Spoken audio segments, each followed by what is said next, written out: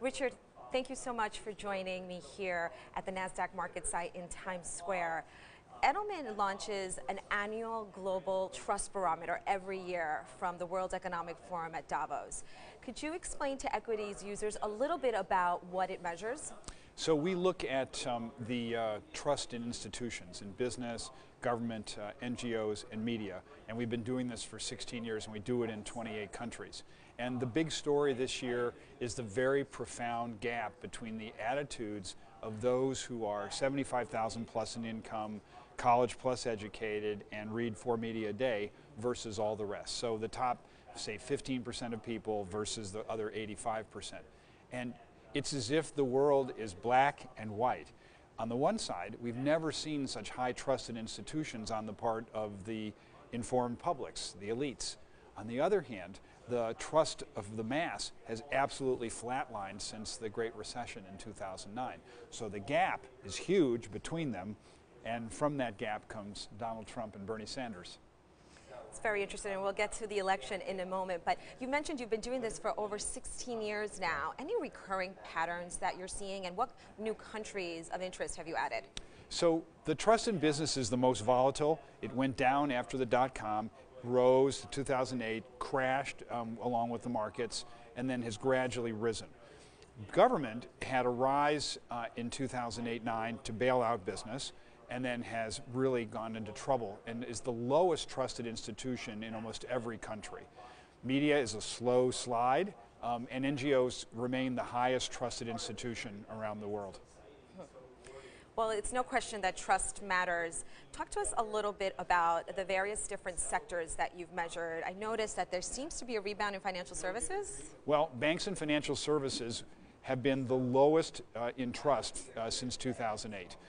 And gradually, slowly, grudgingly, they're winning their way back. What I do worry about, though, Sylvia, is with this political year and the attacks on banks, the possibility that actually financial institutions could slip backwards because they're not really doing a good job of telling their story, how they're benefiting entrepreneurs, how they're making loans in communities of distress, and they're letting themselves be characterized as selfish and bailed out by government. Well, many of the equities users, as you know, are smaller emerging growth companies. Yeah. What advice do you give companies that are still evolving and trying to innovate on trust? And as they evolve, what should they really be looking at? Here's the biggest watch out sign. By a 2-to-1 margin, we found in this survey that there is a concern that innovation is going too quickly, and that in fact people feel as if it's out of control, and the government isn't keeping enough regulation on it. And so I would urge all entrepreneurs, tell your story. Go out there and say, hey, this is how I'm creating jobs. This is how I'm improving consumers' lives. Don't be characterized as job killer because that's going to be bad for you, too much regulation. That's great advice. And just to shift gears just a little, you mentioned the presidential election, especially this time around. It seems more heated than other elections. What advice are you giving CEOs on how to become involved, and in particular, given that there's a lot of dialogue and a lot of controversy this election? So if you think about the pyramid of influence and the elites at the top and the mass at the bottom, that's the historic model. I think that's been flipped upside down in this campaign. And what's happened is you have a detachment of authority, which the elites have, from influence, which the mass has. And the mass is speaking to each other, and they're speaking peer-to-peer.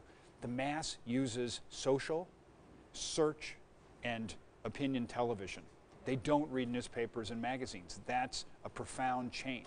So the elites are simply talking to themselves when they talk in the Wall Street Journal. And so my strong suggestion is go where the people are and speak in simple and important ways. Let the employees talk to each other. Give them the information. Don't have the CEOs preach from the mountain anymore. It doesn't work. And tell, again, your story of positive job effects and the improvement of the product quality. Have you found that many of the companies are still too shy to get out there and endorse a specific candidate? I don't think that companies should endorse candidates. I think that's the wrong thing. However, It's really important for CEOs to get out from under the bunker. You know, for the last 7 years, since the Great Recession, companies have been afraid of government, or they were worried about activist funds. Now's the time for business to lead. You know, the trust in business is 20 points higher than trust in government. Who else is going to lead? We have to fill the void. We have to use our bully pulpit to talk about supply chain, to talk about, you know, how we pay employees better, talk about how we're hiring people from disadvantaged communities. The best example of people like Howard Schultz going out and getting 100,000 kids from disadvantaged communities into jobs by holding job fairs with 16 other U.S. companies, or Jeff Immelt on manufacturing from GE. Those are the kinds of people you should emulate.